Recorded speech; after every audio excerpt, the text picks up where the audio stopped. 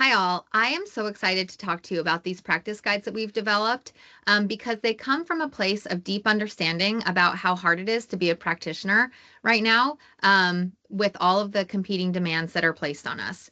I understand that we have a lot of responsibilities to stay current on our published research, to stay up to date on best practice technology, and to be responsive to funders and parents and trainees, and it's a lot. And so what APBA is committed to in 2026 is providing more detailed, in-depth learning around a single topic. So every month there will be one theme and a journal club devoted to that theme, ethics chat devoted to that theme, and sometimes an expert webinar that's on theme. Each month will be supported by a practice guide. This practice guide will have relevant terms that are outlined in the journal article to help orient you to the topic that we'll be discussing. It will have reflection questions from the research article that you could maybe answer before you go into the journal club, or while you're listening to the authors present on their work, you could review the reflection questions and see if those were answered, or if you want to ask our presenters additional questions to further your understanding.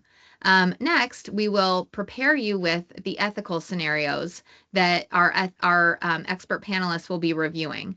How I would use this in my own practice is I would think through each scenario and consider how would I react if this were coming up in my own practice, and what ethics codes would guide my own practice.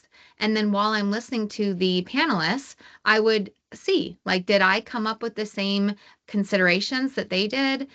Did I learn anything else? Is there anything that I maybe didn't consider that I should consider, or anything that I disagree with that maybe I could bring up within the chat to further my understanding and expand the conversation?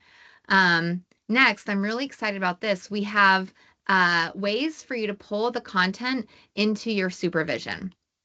So we'll have activities or questions that you can bring back to your behavior technicians during oversight to bring the content that you're learning in professional development into your supervision. We will also have content related to the supervision you provide to trainees. So maybe this is an unrestricted activity that you can provide. Maybe it's a restricted activity, but it's a way for you to bring the content that you're learning into your supervision for those people training to become behavior analysts.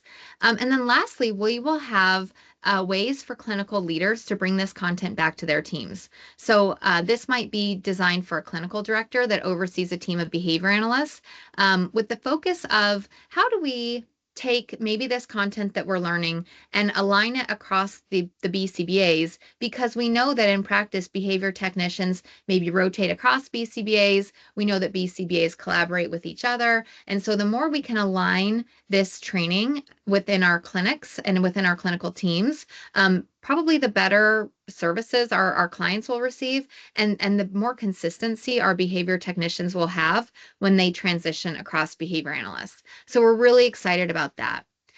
Next, what we'll have is additional on-demand recommendations if you want to extend your learning. So how I would use this is within my clinical team, if I found myself to be more interested in a specific topic, or if I was overseeing a trainee or a behavior analyst that wanted to dive deeper, or had a client that needed additional work in this area, I would assign these resources to them so that they can get a further, deeper understanding of this content and curate their own learning around their clients' needs or their professional interests.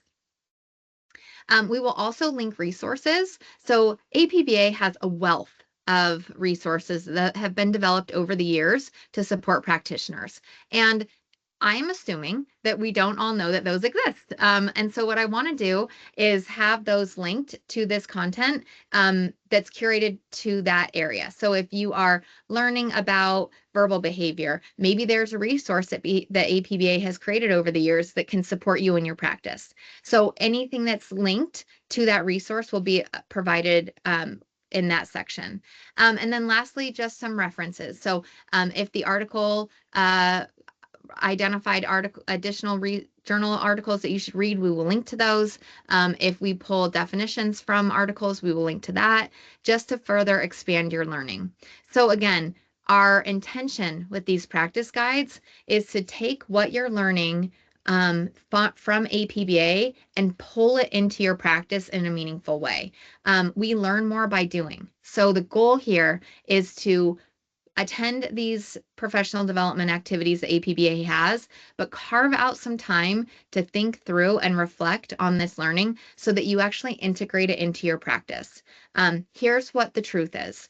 If you have the time to come to these professional development activities, we need to make sure that we are using that time in a way that gets back into the services that our patients are receiving, the supervision that our trainees are getting, and the technology that our behavior technicians are providing.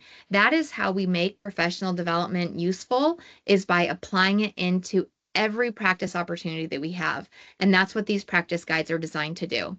We hope these are helpful for you. We hope that we see more downloads of the resources. We hope that we get breadth of learning across the different months, but also depth of learning. We really want to make sure that what you're learning is integrated into your practice, and everyone that you work with benefits from your participation in APBA's professional development. So I hope you find these useful. We are so excited to bring these to you, and let us know what you think. Thanks, everybody.